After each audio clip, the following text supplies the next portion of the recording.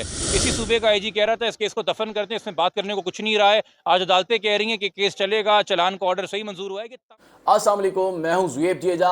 जिब्रान नासिर आज अदालत में फट पड़े हैं और सिंध पुलिस की कारकर्दगी का पोल खोल दिया, जो कि बहुत ही ज़रूरी था। और उनका ये कहना था कि केस के जो तफ्तीशी अफसर हैं, अगर वो चाहते तो वो जो मफरूर मुल्जिमान हैं उनको बजाय ज़मानत मिलने के वो उन्हें जेल में ही रखते, और जो मफरूर मुल्ज़मान है वो अब तक अदालत के अदालती कठेरे में होते। लेकिन चूंकि सिंध पुलिस की इस केस में अदम दिलचस्पी है, और एक बहुत बड़ा इंकशाफ उन्होंने किया कि जो आईजी सिंध हैं उन्होंने कहा कि ये केस जो है वो दफन हो गया है। और जो इस वक्त मौजूदा आईजी सिंध हैं गुलाम नबी मेमन, उनकी कारकर्दगी से भी जिब्रान नासिर का कहना है कि वो इंतहाई मायूस है कि जो पुलिस का निज़ाम है, अगर ये अदालतें ना हो और अदालती फैसले ना हो तो पुलिस जो है वो जो केस है उसका किस तरह सत्यानाश करती है, उसको बिगाड़ देती है, ख़राब कर देती है, अपनी मनमानी करती है। लेकिन आज ये बात जो है वो जिब्रान नासिर के जो मुंह से बहुत ही टाइम बाद सुनी, और उन्होंने पुलिस की जो तफ्तीश है उस पर भी बात करते हुए कहा कि अगर जो रिंद साहब हैं यानी कि जो तफ्तीशी अफसर हैं वो चाहते तो मफरूर मुल्जिमान अब भाग नहीं सकते थे, उनकी ज़मानतें ज़ब्त हो जाती, उनकी जायदादें ज़ब्त हो जाती, वो इश्तिहारी हो जाते, जिस तरह मैंने आपको पहले भी बताया था। जो टीम खुफिया टीम गई थी वो भी वापस लौट आई है, आप लौट चले और वो दोबारा आ गई है, और वो खाली हाथ जो है वो आकर लौटी है, उनके हाथ में कुछ भी नहीं है। तो जो सहूलतकार भी पकड़े गए थे वो भी, उनसे भी कोई ऐसी मालूमात नहीं मिली, वो भी जो है उन्हें भी जो है वो छोड़ दिया गया।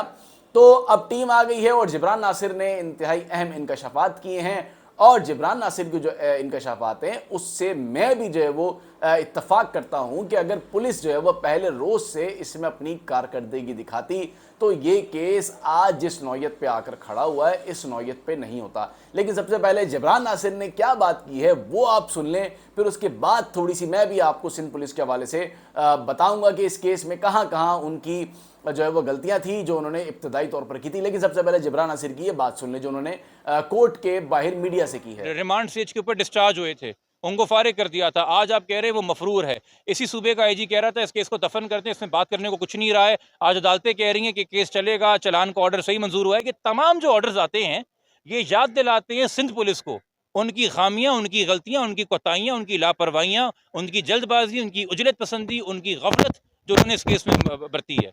वो बदनीति की वजह से हो या वो गफलत की वजह से, कल को हो सकता है कि कोर्ट इनको इश्तिहारी डिक्लेयर कर दे और उन मफरूर लोगों के एसेट्स फ्रीज कर दे, तो शायद वो अदालत आ जाए। आपके ज़हीर और शबीर को भी तो देखिए ना, आप तो उसको हम कहते थे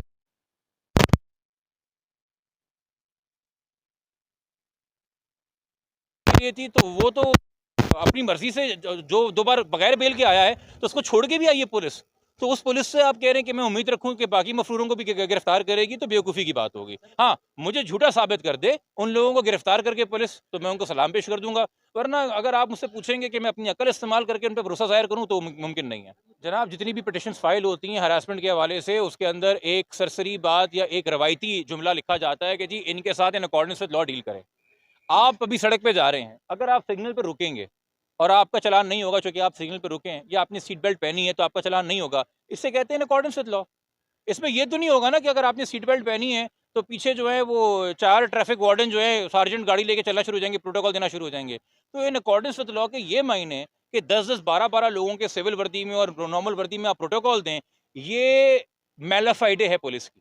और कुछ एक शिकायत होती है, ये देखें मेरी शिकायत है, फिर मुझे करने का मौका दीजिएगा। चालान को चैलेंज करने की वजह से एमएलओ नहीं रुका था। एमएलओ को सेपरेटली एक अलग एप्लीकेशन में दाखिल 482 में चैलेंज किया गया है। चालान को एक अलग एप्लीकेशन 493 में चैलेंज किया गया है। 493 आज डिसमिस हो गई है, 482 के ऊपर मंडे को समात होगी। ये दो अलग अलग बातें हैं। एक है कि जी ये मखसूस एविडेंस ज़रूरी है कि नहीं है इन्वेस्टिगेशन के लिए। एक केस है कि क्या पूरा केस ही फ्लॉड है कि नहीं है। हो सकता है हाईकोर्ट के कि जी पूरा केस फ्लॉड है, मगर एमएलओ के हवाले से कहते हैं कि एविडेंस ज़रूरी नहीं है। मैं तो नहीं होता ना 3 दिन पहले, मंडे से पहले हाईकोर्ट के फैसले आपको पढ़ के सुनाऊंगा। 363 है जिसमें 7 साल सजा है, 364 है जिसमें 14 साल सजा है, 368 में वही सजा होती है जो कि प्राइमरी किडनैपर को मिलती है। तो अगर प्राइमरी किडनैपर को 7 साल 363 में होगी तो जो उसके साथी हैं 368 में उनको भी 7 साल होगी। और अगर प्राइमरी किडनैपर को ज़हीर शबीर को 14 साल 364 में होती है तो उसके बाकी सारे हवारियों को भी जो है 368 के अंदर 14 साल की सजा होगी। उसके बाद Sindh child marriage restraint act है जिसमें 3 साल सज़ा है। उसके साथ ट्रैफिकिंग के 2 सेक्शंस हैं। सेक्शन 3 में 10 साल की सज़ा है 3(2) में, और 4B में 14 साल की सज़ा है।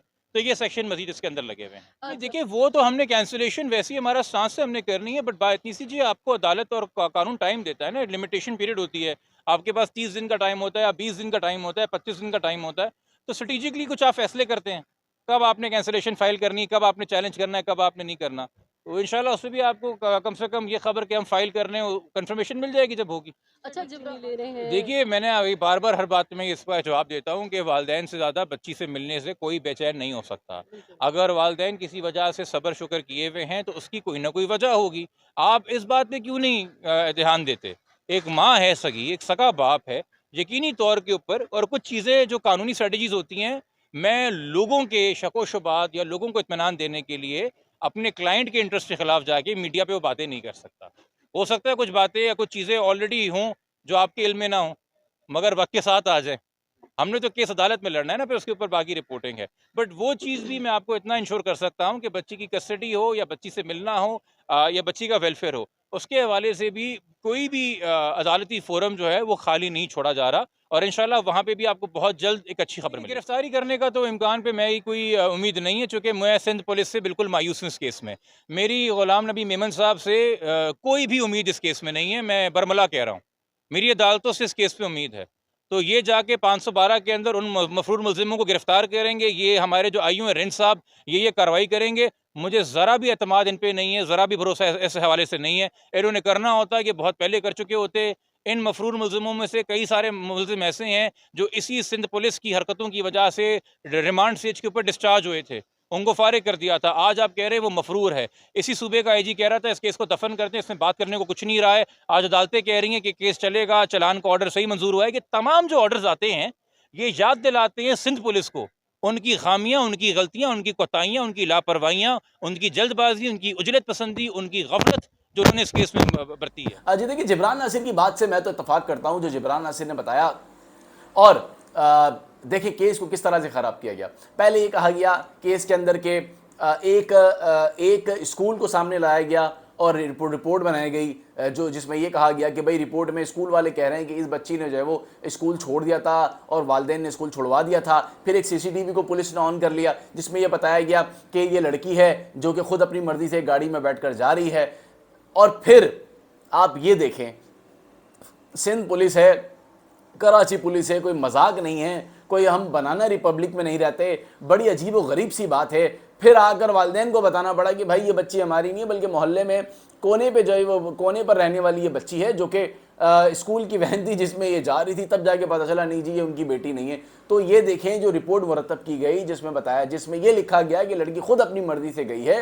तो सबसे पहला जो पुलिस की जो कारकर्दगी है कि संजीदगी का अंदाज़ा लगाएं कि पुलिस किस हद तक जो है वो संजीदा थी पहले रोज़ से, कि उसने पहले रोज़ से ही केस का सत्यानाश कर दिया।